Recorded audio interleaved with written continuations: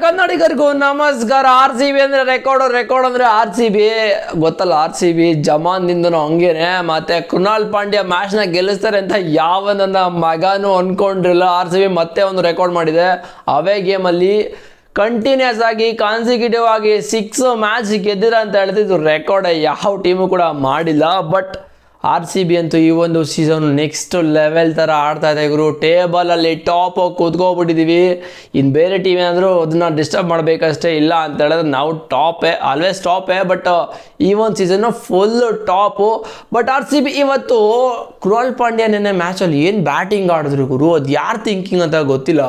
Krunal ಪಾಂಡ್ಯನ upper the order ಕಳಿಸಿದ್ದು ಒಳ್ಳೆ thinking. Dinesh Kartika ಇಲ್ಲ Andy flower ಯಾರೋ ಗೊತ್ತಿಲ್ಲ. ಬಟ್ ಏನು ಥಿಂಕಿಂಗ್ ಮಾಡಿ ಕಳಿಸಿದ್ರು ಕೃಣಾಲ್ ಪಾಂಡ್ಯ. ಬಿಕಾಸ್ ಅವರೇ ಬರಬೇಕಿತ್ತು, ಬೇರೆ ಆಪ್ಷನ್ ಇರಲಿಲ್ಲ. ಏನಕ್ಕಂತ ಹೇಳಿದ್ರೆ ಟೀಮ್ ಡೇವಿಡ್ಡು, ಸೆಫರ್ಡು ಮತ್ತು ಜಿತೇಶ್ ಶರ್ಮಾ 3 ಜನನು ಕೂಡ ಒಂದೇ ಥರ ಆಡ್ತಾರೆ. ಓಕೆ, ನಾವು ಹೊಡೆಯೋಕ್ಕೆ ಹೋಗೋದು.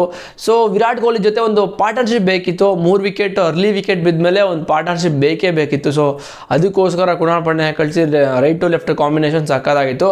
ಬಟ್ ನೆನ್ನೆ ಮ್ಯಾಚಲ್ಲಿ ಆರ್ ಸಿ ಬಿ ಟಾಸ್ನ ಗೆದ್ದುಬಿಟ್ಟು ಬೌಲಿಂಗ್ ತೊಗೊಂಡ್ರು. ಆ ಒಂದು ಪಿಚ್ಚಲ್ಲಿ ಬೌಲಿಂಗ್ ಮಾಡಿದ್ದೆ ಒಳ್ಳೇದಾಯಿತು, ಸಕ್ಕ ಟ್ರಿಕ್ಕಿ ಇತ್ತು.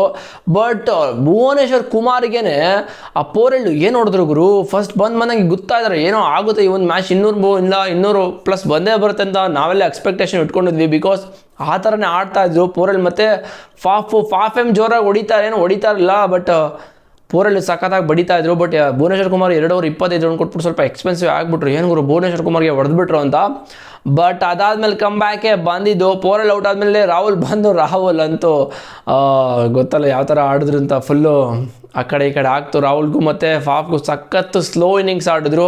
ಅವ್ರು ಯೋಚನೆ ಮಾಡಿರ್ತಾರೆ ಯಾಕಾದರೂ ಈ ಥರ ಇನ್ನಿಂಗ್ಸ್ ಆಡೋದು ಸ್ವಲ್ಪ ಅಗ್ರೆಸಿವ್ ಆಗಿ ಆಡಿದ್ರೆ ಇನ್ನೊಂದು 20 ರನ್ ಬರ್ತಾಯಿತ್ತು, ಆಮೇಲೆ ಔಟ್ ಆಗ್ಬೋದಾಯಿತು ಅಂತ ಪಕ್ಕ ಥಿಂಕ್ ಮಾಡಿರ್ತಾರೆ.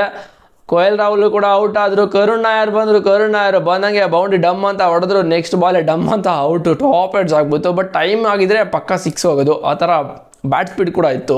ಬಟ್ ಅನ್ಫಾರ್ಚುನೇಟ್ಲಿ ಟಾಪ್ ಹೆಡ್ಸ್ ಆಗಿ ಸಖತ್ ಕ್ಯಾಚ್, ಆಯಿತು. ಅದೊಂದು ಒಳ್ಳೆ ಕ್ಯಾಚು. ಅದಾದಮೇಲೆ ಅಕ್ಷರ್ ಪಟೇಲ್ ಕೂಡ ಆಡಲಿಲ್ಲ. ಓಕೆ ಆಡಿದ್ರು. ಅವರು ಬಂದ ಪುಟ ಆಯಿತು. ಮತ್ತು ಸ್ಟಬ್ಸ್ ಬಗ್ಗೆ ಮಾತಾಡಲೇಬೇಕು. ಲಾಸ್ಟಲ್ಲಿ ಫಿನಿಶಿಂಗ್ ಟಚ್ ಕೊಟ್ಟಿದೆ ಸ್ಟಬ್ಸ್. ಏನು 12 ಬಾಲ್ 15 ಬಾಲ್ 25 ನೋಡಿಬಿಟ್ರು. ಎಲ್ಲ ರಿವರ್ಸ್ ಸ್ಕೂಪ್ ಎಲ್ಲ ಹೊಡೆದು ಕೆಚ್ಚಿದ್ರು. ಸ್ಟ್ರೈಟ್ ಡ್ರೈವ್ ಅಂತೂ ಸಕ್ಕತ್ತಾಗಿ ಹೊಡೆದ್ರು. ಟೋಟಲಿ ಟಾರ್ಗೆಟ್ ಸಿಕ್ಕಿದ್ದು ಆರ್ ಸಿ ಬಿಗೆ 163 ರನ್ನು. ಈ ಒಂದು ಚೇಸ್ನ ಮಾಡಕ್ಕೆ ಬಂದಿದೆ ಆರ್ ಸಿ ಬಿಗೆ. ಸಕ್ಕತ್ ಅಪಘಾತ. ಏನು ವಿಕೆಟ್ಗಳು ಬೀಳ್ತಾರೆ ಇದೆ.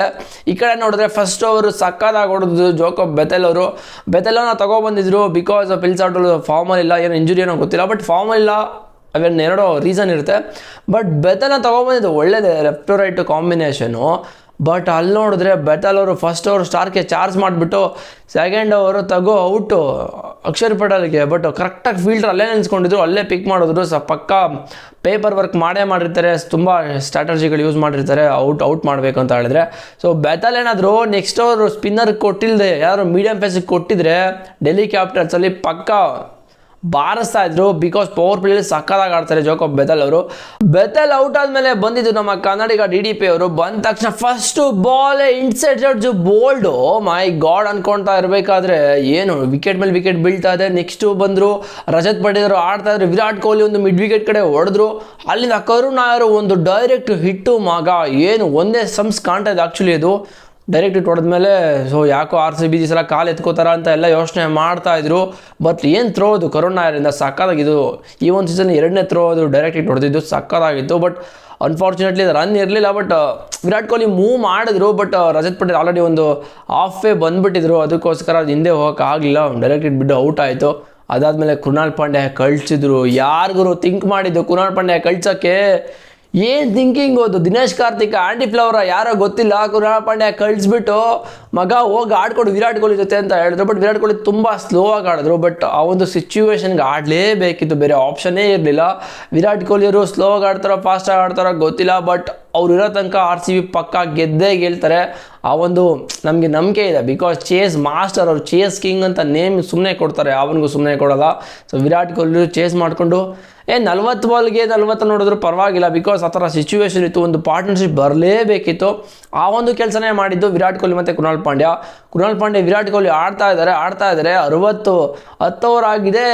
ಕೇವಲ ಕಡಿಮೆ 60 ರನ್ ಅಷ್ಟೇ ಆಗಿದೆ. 60 ಬಾಲ್ಗೆ 60 ರನ್ ಅಷ್ಟೇ. ಇನ್ನು 100 ಹೊಡಿಬೇಕು. ಇನ್ನು 10 ಓವರ್ಗೆ 100 ರನ್ ಬೇಕಿತ್ತು. ಯಾಕೋ ಇದು ಆಗಲ್ಲ ಅಂತ ಹೇಳ್ತಾರಂಗೆ ಕೃಣಾಲ್ ಪಾಂಡ್ಯ ಸ್ಟಾರ್ಟ್ ಮಾಡಿದ್ರು, ಯಾಕಾದರೂ ಬಂದು ಅಂತ ಅನ್ನಿಸ್ತಾ ಇತ್ತು ಕೃಣಾಲ್ ಪಾಂಡ್ಯ ಬಂದಾಗ. ಬಟ್ ಅದಾದಮೇಲೆ ಏನು ಸ್ಟಾರ್ಟ್ ಗುರು, ಬಂದು ಎಂತೆಂಥ ಶಾರ್ಟ್ರು, ಫ್ಲಿಕ್ಕು ಮತ್ತು ಪುಲ್ಲು ಮತ್ತು ಓವರ್ ದ ಕವರ್ಸ್ ಮೇಲೆ ಹೊಡೆಯೋದು, ಏನು ನೋಡಿದ್ರು ಕುಲ್ದೀಪ್ ಆದಾಗ ಸಕ್ಕತ್ತಾಗಿ ಹೊಡೆದ್ರು. But player of the match ಅಂತೂ ನೆಕ್ಸ್ಟ್ ಲೆವೆಲ್ ಕೃಣಾಲ್ ಪಾಂಡ್ಯ, ಸಖತ್ತು ಮ್ಯಾನ್ ಆಫ್ ದಿ ಮ್ಯಾಚ್ ಕೊಟ್ಟದಕ್ಕೂ ಡಿಸರ್ವೇ easily, because player of the match winning innings ಆಡಿರೋದು ಕೃಣಾಲ್ ಪಾಂಡ್ಯ, ಸುಮ್ಮನೆ ಅಂತೂ ಅಲ್ಲ. ಅದಾದಮೇಲೆ ವಿರಾಟ್ ಕೊಹ್ಲಿ ಔಟ್ ಆಗಿಬಿಟ್ರು, ಬಟ್ ಸ್ಲೋವರ್ ಬಾಲು ಅದು ಕವರ್ಸ್ ಮೇಲೆ ಹೊಡೆಯೋಕೆ ಹೋದ್ರು, ಬಟ್ ಸ್ಟಾರ್ಕಲ್ಲಿ ನಿಂತ್ಕೊಂಡಿದ್ರು ಬಕೆಟ್ ಆ್ಯಂಡ್ ಅವ್ರ ಹತ್ರ ಇರೋದು, ಸೊ ಈಸಿಯಾಗಿ ಕುತ್ಕೊಬಿಡ್ತು. ಬಟ್ ಸ್ಲೋವರ್ ಬಾಲು ಪೇಸ್ ಬಂದಿರೋ ಪಕ್ಕ ಸಿಕ್ಸೇ ಅದು. ಬಟ್ ವಿರಾಟ್ ಕೊಹ್ಲಿ ಇದ್ದು ಲಾಸ್ಟ್ವರೆಗೂ ಇರಬೇಕಾಗಿತ್ತು, ಔಟ್ ಆಗದೆ, ಅಲ್ಲಿಂದ ಸಖತ್ತಾಗಿ ಇರ್ತಾಯಿತ್ತು.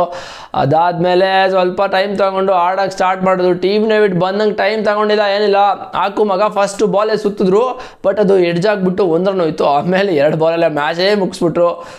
ಏನು ಟೀಮ್ ಡೇವಿಡ್ಡು ಈ ಒಂದು ಸೀಸನ್ನು ಟೀಮ್ ಡೇವಿಡ್ನ ಪಿಕ್ ಮಾಡಿರೋದು, ಭುವನೇಶ್ವರ್ ಕುಮಾರ್ ಪಿಕ್ ಮಾಡಿರೋದು, ಕೃಣಾಲ್ ಪಾಂಡ್ಯ ಪಿಕ್ ಮಾಡಿರೋದು ನೆಕ್ಸ್ಟ್ ಲೆವೆಲ್ ನಾಚ್ ಅಂತಲೇ ಹೇಳ್ತೀನಿ. ಬಿಕಾಸ್ RCB ಇಲ್ಲಿವರೆಗೂ ತುಂಬ ಜನ ಒಳ್ಳೊಳ್ಳೆ ಪ್ಲೇಯರ್ನ ಪಿಕ್ ಮಾಡಿದ್ರು, ಬಟ್ ಯಾರು ಕೂಡ ಪರ್ಫಾರ್ಮ್ ಮಾಡ್ತಿರಲ್ಲ. ಬಟ್ ಈ ಒಂದು ಸೀಸನ್ ಈ 3 ಪಿಕ್ ಅಂತೂ ನೆಕ್ಸ್ಟ್ ಲೆವೆಲ್ ಇದೆ. ದಿನೇಶ್ ಕಾರ್ತಿಕ್ ಫುಲ್ಲು ಮಾಸ್ಟರ್ ಮೈಂಡ್ನ ಯೂಸ್ ಮಾಡಿ ಸಾಕಾದಾಗೆ ಟೀಮ್ನ ಕಟ್ಟಿದ್ದಾರೆ. ಈ ಒಂದು ಸೀಸನ್ನು ಸಾಕಾದಾಗಿದೆ. ಅದಾದಮೇಲೆ ನಿಮ್ಗೆ ನೋಡಿದ್ರೆ ಇಲ್ವಾ ಗೊತ್ತಿಲ್ಲ, ಬಟ್ ವಿರಾಟ್ ಕೊಹ್ಲಿ ಹೋಗ್ಬಿಟ್ಟು ರಾಹುಲ್ ಹತ್ರ ಇದು ನಂದು ಗ್ರೌಂಡ್ ಅಂತ ತೋರಿಸಿದ್ರು. ಆ್ಯಕ್ಚುಲಿ ಅದು ಬೇರೆ ಕಡೆ ಎಲ್ಲ ವೈರಲ್ ಆಗ್ತದೆ, ರೀಲ್ ಹೋಗಿ ನೋಡ್ಕೊಬನ್ನಿ.